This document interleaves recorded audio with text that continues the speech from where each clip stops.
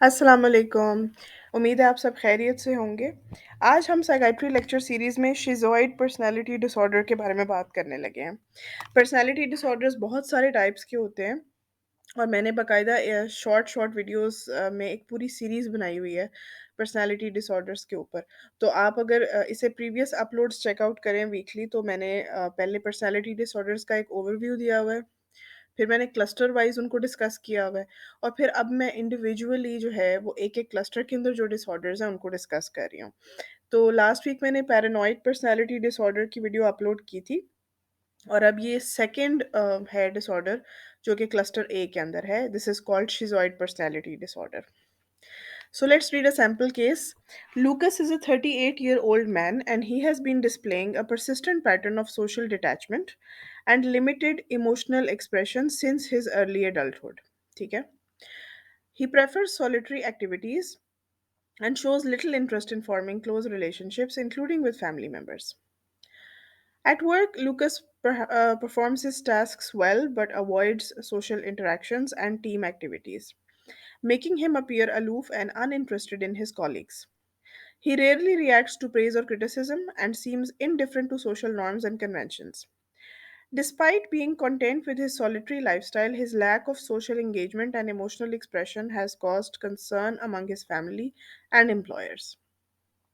अब इस पर्सनैलिटी को आप चलें ज़हन में रखें और अब हम इस वीडियो को शुरू करते हैं। सो बेसिकली जो शिज़ोइड पर्सनैलिटी डिसऑर्डर है ये क्लस्टर ए के अंदर फ़ॉल करता है। जैसे कि आपको पता होगा कि पर्सनैलिटी डिसऑर्डर्स जो होते हैं उनको 3 तरह के ग्रुप्स या क्लस्टर्स में डिवाइड करते हैं क्लस्टर ए, बी और सी। क्लस्टर ए जो है उसका एक जनरल थीम ये होती है कि ये पर्सनैलिटी डिसऑर्डर्स वाले लोग जो हैं वो ऑड या एक्सेंट्रिक होते हैं। This is characterized by detachment from social relationships, ठीक है? अब एमसीक्यूज़ में जब ये इस तरह के आते हैं स्टेम्स आते हैं क्लस्टर ए के, तो ऑड और एक्सेंट्रिक तो थोड़ा-सा समझ आ रहा होता है लेकिन जो की पॉइंट्स हैं ना शिज़ोइड के मुतालिक, वो आपको याद रखना है कि सोशल डिटैचमेंट इसमें बहुत इम्पोर्टेंट है और लाइफ़ लॉन्ग पैटर्न है सोशल विथड्रॉल का। और लोग इनके बारे में ओपिनियन भी रखते हैं कि अलग-थलग रहता है, अजीब-सा है, लेकिन they love being alone. They are very content being alone, उनको सोशलाइज़ेशन करके एंग्ज़ायटी होती है और they don't feel the need to socialize, ठीक है? उसके अलावा ये कि इमोशनल एक्सप्रेशन भी इतना नहीं देते, चुप रहते हैं, अनसोशल हैं और बहुत ज़्यादा इमोशंस डिस्प्ले भी नहीं करते, कंस्ट्रिक्टेड इफ़ेक्ट होता है। They seem emotionally distant, detached and simply not interested in others. Epidemiology की बात करें तो 2 टू 5% ऑफ द पॉपुलेशन के अंदर इसकी प्रेवलेंस है। ज़्यादातर ये आदमियों में देखी गई है और जैसे कि एक पर्सनैलिटी डिसऑर्डर का प्री-रिक्विज़िट ये होता है कि ये अर्ली एडल्टहुड से एक पैटर्न होना चाहिए बिहेवियर का। मतलब ये क्राइटेरिया है पर्सनैलिटी डिसऑर्डर्स का। अर्ली एडल्टहुड से अम, ये बिहेवियर होना चाहिए, वैरायटी ऑफ कॉन्टेक्स्ट्स के अंदर वही कांस्टेंट बिहेवियर होना चाहिए, तो फिर ये पर्सनैलिटी डिसऑर्डर की तरफ बात जाती है। अच्छा इंटरेस्टिंग बात ये है कि जब आप इनकी फैमिली हिस्ट्री लेंगे तो यू माइट फाइंड आउट कि इनके रिलेटिव्स में स्किज़ोफ्रेनिया किसी को होगा। तो इसकी एक कोरिलेशन देखी गई है। कोर फीचर्स अगर हम मुख्तसर बात करें, सॉलिट्यूड प्रेफ़र करते हैं, क्लोज़ रिलेशनशिप्स में इंटरेस्ट कोई नहीं है और बाहर लोगों के साथ एक्टिविटीज़ में उनको प्लेज़र कोई ख़ास नहीं मिलता, थोड़े से इमोशनली कोल्ड और डिटैच्ड सीम करते हैं।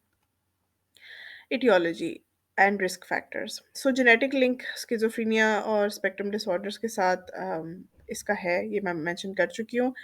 अगली बात ये है कि अर्ली चाइल्डहुड इमोशनल निग्लेक्ट का एक लिंक देखा गया है इसके साथ। फिर ये कि पॉसिबल बायोलॉजिकल प्रीडिस्पोज़िशन भी हो सकती है। इसके कोर्स पे बात करें तो यूजुअली ओवर टाइम ये स्टेबल ही होता है और वर्क सेटिंग में फंक्शनल तो होते हैं लेकिन सोशल इंटरैक्शन अगर जहाँ पे कम हो वहाँ पे ज़्यादा अच्छा परफॉर्म करते हैं। जहाँ पे ज़्यादा सोशलाइज़ करना होता है वहाँ पे इनको मुश्किल होती है। दे अपीयर एज़ लोनर्स और introverts of the extreme kind. अच्छा जी, DSM-5 क्राइटेरिया के हिसाब से ये पॉइंट्स हैं, ये 7 पॉइंट्स हैं, इनमें से 4 या 4 से ज़्यादा होने चाहिए तो ये डायग्नोसिस आपका इस तरफ जाता है। सो ये आप इसको वीडियो को पॉज़ करके you can go through this list. So management जो है जनरली भी पर्सनालिटी डिसऑर्डर्स में फार्माकोथेरेपी का बहुत लिमिटेड रोल होता है। Psychotherapy is your best shot और वो भी काफ़ी अरसा ड्रैग होती रहती है। पर्सनालिटी डिसऑर्डर्स को ट्रीट करना इतना आसान नहीं होता। सो फार्माकोथेरेपी इन दिस केस तब इंडिकेटेड है अगर साथ कोई कोमॉर्बिड एंग्जायटी या डिप्रेशन है तो फिर इंडिकेटेड है, वरना इतना हेल्पफुल नहीं है। Supportive psychotherapy is the mainstay of treatment. इन लोगों का ये है कि इनको सबसे ज़्यादा सोशलाइज़ेशन का बहुत इश्यू होता है। तो इनकी थेरेपी में डे प्रोग्राम्स या ड्रॉप इन सेंटर्स जो हैं बाहर के ममालिक में तो ये होते हैं। I don't know about Pakistan, लेकिन ये कि ये बड़ा इनको हेल्प करते हैं। ग्रुप थेरेपी जो होती है वो इतनी इफ़ेक्टिव नहीं होती। समटाइम्स वो इतने ज़्यादा लोगों को देख के फ़ोर्सफुली इंटरैक्ट करने पे थ्रेटन फ़ील करते हैं। So that's important. So day programs जिसमें you are forcing them in a way to interact and थोड़ी सी social life अपनी बनाएं, उनको थोड़े से मैनरिज्म्स और इसकी इम्पोर्टेंस सिखाई जाए कि सोशलाइजेशन कितनी इम्पोर्टेंट है। डिफरेंशियल डायग्नोसिस में ये कुछ हैं जिनको आपको ज़हन में रखना चाहिए जब आप इस तरफ सोच रहे हो। तो पहली बात ये कि शिज़ोटिपल पर्सनैलिटी डिसऑर्डर, ये इससे नेक्स्ट वीडियो मैं इसके ऊपर बना रही हूँ, ये भी एक क्लस्टर ए वाला डिसऑर्डर है। लेकिन इसमें और शिज़ोइड में ये फ़र्क है कि शिज़ोटिपल के अंदर ऑड बिलीफ्स और मैजिकल थिंकिंग और एक्सेंट्रिक बिहेवियर भी होता है। सिर्फ जो है ये शिज़ोइड वाली पॉइंट्स नहीं होते। शिज़ोइड वाले मेन पॉइंट्स ये हैं कि एक्सट्रीम इंट्रोवर्ट्स हैं मोस्टली और इतना रिलेशनशिप्स में इंटरेस्ट नहीं शो करते वगैरह। लेकिन शिज़ोटिपल में एक स्टेप आगे होता है। ये मतलब स्किज़ोफ्रेनिया और शिज़ोइड के दरमियान की चीज़ है शिज़ोटाइपल। तो यहाँ पे आप मैजिकल थिंकिंग और ऑड बिलीफ्स वाले पॉइंट को एक डिफरेंशिएटिंग फीचर के तौर पे ले सकते हैं। अच्छा, दूसरा आ जाता है अवॉइडेंट पर्सनैलिटी डिसऑर्डर। ये भी एक है जिस पे मैं आगे वीडियो बनाऊँगी इंशाल्लाह। तो इसमें भी ये है कि ये भी सोशलाइज़ नहीं करते और अकेले रहते हैं, लेकिन the main difference is avoidant personality जो होती है ना, वो चाह रही होती है कि उसके रिलेशनशिप्स हों, उसका सोशल लाइफ़ हो, लेकिन उनको इतना ज़्यादा रिजेक्शन का फ़ियर होता है कि वो चांस ही नहीं लेते, रिस्क ही नहीं लेते, ठीक है? एज़ अपोज़्ड टू शिज़ॉइड पर्सनैलिटी, वो चाहते ही नहीं है कि उनका रिलेशनशिप हो, वो सोशलाइज़ करने का उनका डिज़ायर ही नहीं है। तो ये एक बड़ा इम्पोर्टेंट फ़र्क है इन दोनों बातों में। तीसरा ये ऑटिज़्म स्पेक्ट्रम डिसऑर्डर जो है वो भी सोचा जा सकता है इनिशियली, लेकिन अगेन उसका भी ऑटिज़्म जो होते हैं वो सोशली उनको डिफ़िकल्टी होती है न्यूरो डेवलपमेंटल डेफ़िसिट्स की वजह से, लेकिन schizoid doesn't want to connect, right? Autism वाले can not and schizoid does not want to, ठीक है? सो और भी बातें होती हैं, मैं अगली स्लाइड में इसको डिस्कस करूँगी। फिर ये कि स्किज़ोफ्रेनिया ऑब्वियसली एक बहुत इम्पोर्टेंट डिफ़रेंशियल है। लेकिन ऑफ कोर्स स्किज़ोफ्रेनिया अगर आपने स्टडी किया हो तो उसके अंदर पॉजिटिव नेगेटिव सिम्पटम्स होते हैं। तो इसमें ख़ास तौर से हैलुसिनेशंस और डिल्यूजन्स वगैरह स्किज़ोफ्रेनिया के फीचर हैं, लेकिन शिज़ॉइड पर्सनैलिटी में साइकोसिस का एलिमेंट नहीं है, उनमें ये पॉजिटिव सिम्पटम्स नहीं है, हैलुसिनेशन, डिल्यूजन्स इनको नहीं होती। तो ये एक इम्पॉर्टेंट डिफरेंशिएटिंग फीचर है।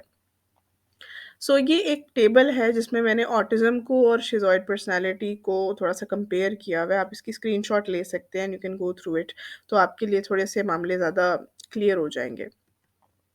सो की पॉइंट्स अगर मैं समराइज़ करूँ, तो शिज़ॉइड पर्सनैलिटी की मेन बात आपको याद रखनी है कि ये डिटैच्ड रहते हैं, अकेला रहना पसंद करते हैं और इमोशनली रिस्ट्रिक्टेड होते हैं। साइकोटिक फीचर्स इनमें नहीं होते, लेकिन सोशल विथड्रॉल होता है। थेरेपी जो होती है it is focusing on building trust and social skills of the patient, ठीक है? सो आई होप आपको एक थोड़ा-सा कॉन्सेप्ट आइडिया हो गया। आपके आगे एक क्वेश्चन आएगा तो आप पिक कर सकते हैं कि शिज़ॉइड पर्सनैलिटी जो है वो क्या है और इसको आप डिफरेंशिएट कर सकते हैं विद इम्पोर्टेंट डिफरेंशियल्स।